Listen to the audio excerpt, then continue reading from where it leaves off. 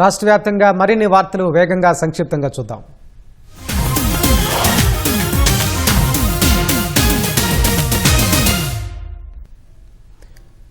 అనంతపురం జిల్లా గుత్తిలోని బీసీ కాలనీలో అర్ధరాత్రి రోడ్డు పక్కన నిలిపి ఉన్న వ్యాన్ను వెనుక నుంచి ట్యాంకర్ ఢీకొట్టింది. ఈ ఘటనలో వ్యాన్ అదుపు తప్పి బోల్తా పట్టడంతో 5గురు గాయపడ్డారు. వాహనంలో ఉన్న సిలిండర్ పేలడంతో మంటలు చెలరేగి వ్యాన్ పూర్తిగా కాలిపోయింది. నెల్లూరు జిల్లా ఆత్మకూరు పోలీసులు చాకచక్యంగా వ్యవహరించి ఓ దొంగతనం కేసును 24 గంటల్లోనే ఛేదించారు. ఆత్మకూరులోని జేఆర్పేటలో నివసిస్తున్న వృద్ధ దంపతులకు వీర్రాజు సహాయకుడిగా 6 నెలల క్రితం పనిలో చేరాడు. అదే ఇంట్లో పనిచేస్తూ బంగారం నగదుతో పరారయ్యాడు. బాధితుల ఫిర్యాదు మేరకు కేసు నమోదు చేసి దర్యాప్తు చేపట్టిన పోలీసులు నిందితుని అదుపులోకి తీసుకున్నారు. 12 లక్షల నగదు బంగారం స్వాధీనం చేసుకున్నారు.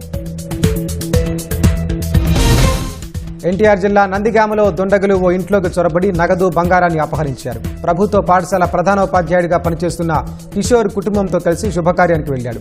అదే అదునుగా భావించిన దొంగలు అర్ధరాత్రి సమయంలో తలుపులు పగలగొట్టి ఇంట్లోకి ప్రవేశించారు. బీరువాలో ఉన్న నగదు డబ్బు చోరీ చేశారు. స్థానికుల సమాచారంతో పోలీసులకు ఘటనాస్థలికి చేరుకుని వివరాలు సేకరించారు. ఎన్టీఆర్ జిల్లా కంచికచర్ల మండలం మొగులూరులో మద్యం మత్తులో ఓ వ్యక్తి వీరంగం సృష్టించాడు. గ్రామంలో విద్యుత్ ఉపకేంద్రం వద్ద నిలిపించిన ఉన్న ద్విచక్ర వాహనంపై పెట్రోల్ పోసి నిప్పంటించాడు. గ్రామానికి చెందిన గుత్తా శరత్చంద్ర అనే వ్యక్తి మద్యం మత్తులో ఓ వ్యక్తిపై దాడి చేస్తూ అసభ్యకరంగా దూషించాడు. బాధితుడి ఫిర్యాదు మేరకు పోలీసులు కేసు నమోదు చేశారు. పరారీలో ఉన్న నిందితుడి కోసం గాలింపు చర్యలు చేపట్టారు. అనంతపురం జిల్లా విడపనకల్లు మండలం మీదుగా ప్రవహించే గొద్దకల్లు బ్రాంచ్ కెనాల్ నుంచి పెద్ద ఎత్తున నీరు వంకపాలవుతోంది. గాలువ రక్షణ గోడల నుంచి భారీగా నీరు లీకై వంకలో కలుస్తోంది.